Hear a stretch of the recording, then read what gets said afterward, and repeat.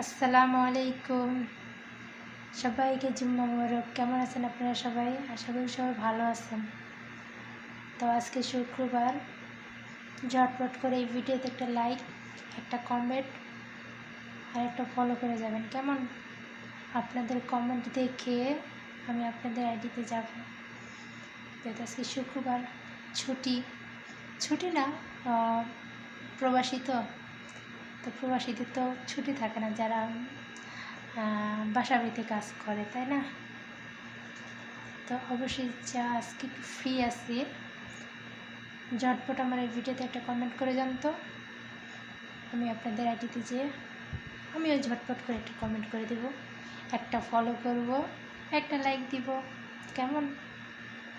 আশা করি অবশ্যই আপনারা সাপোর্ট করতে কিন্তু ভুলবেন না, কেমন?